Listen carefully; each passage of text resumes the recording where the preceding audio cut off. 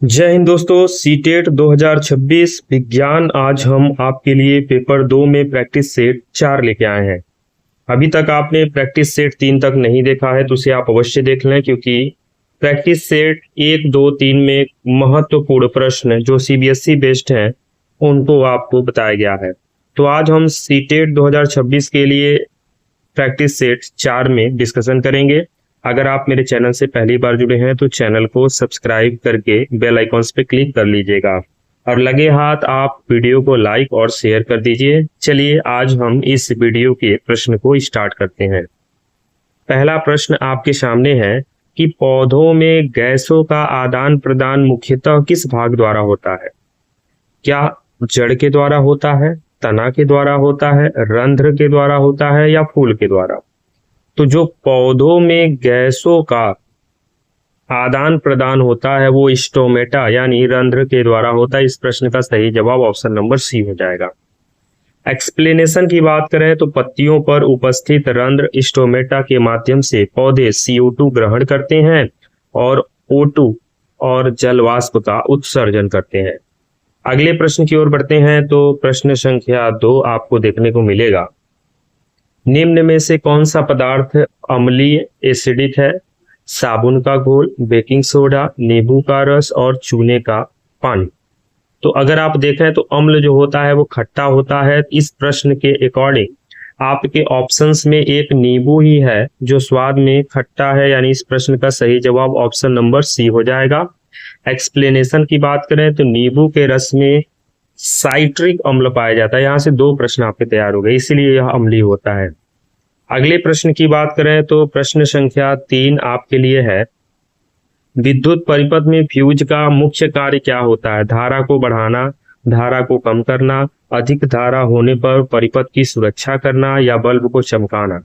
तो इस प्रश्न का सही जवाब हो जाएगा ऑप्शन नंबर सी, अधिक धारा होने पर परिपथ की सुरक्षा करना। यानी जैसे ही धारा अधिक प्रवाहित होती है तो यह फ्यूज टूट जाती है और जिससे हमारा जो परिपथ होता है वो सुरक्षित रहता है। एक्सप्लेनेशन की बात करें तो अधिक धारा प्रवाहित होने पर फ्यूज पिघल जाता है और परिपथ को सुरक्षित रखता है।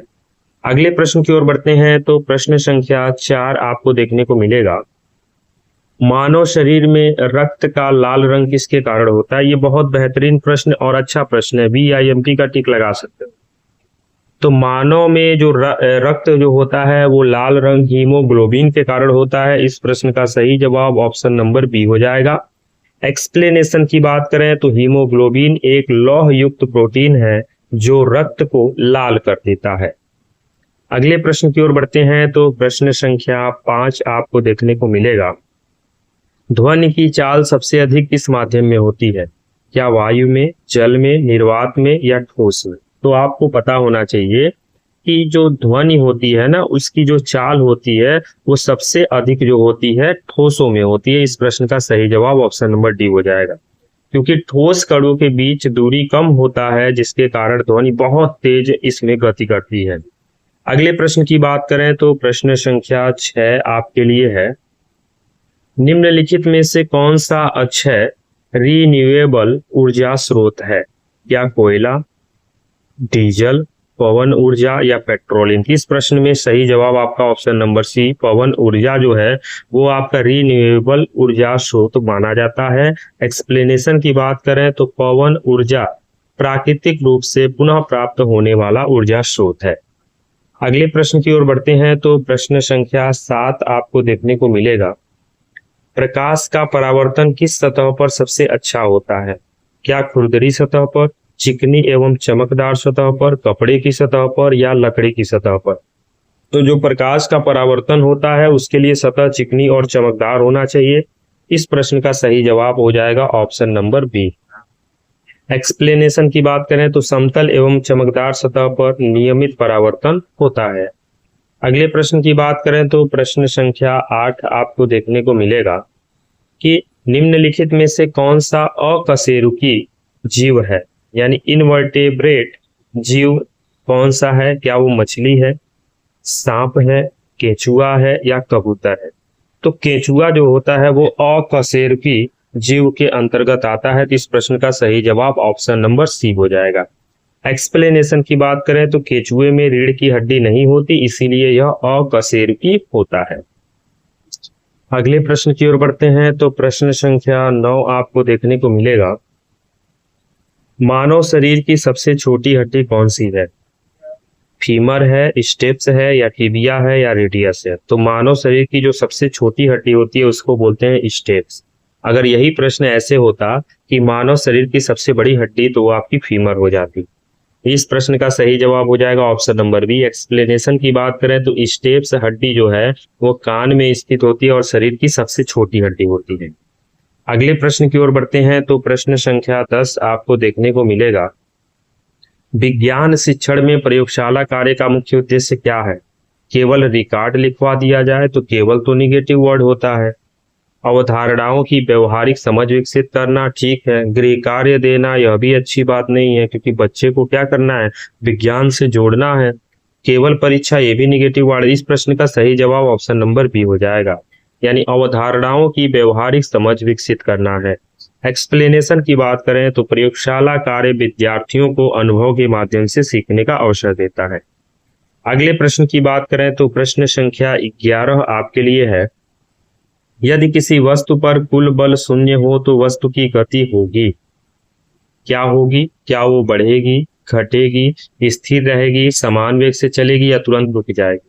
अब देखिएगा, अगर कुल बल शून्य हो गया तो उस वस्तु को हम लोग गति नहीं कराएंगे, क्योंकि यहाँ पर आपका F जो है वो 0 हो गया।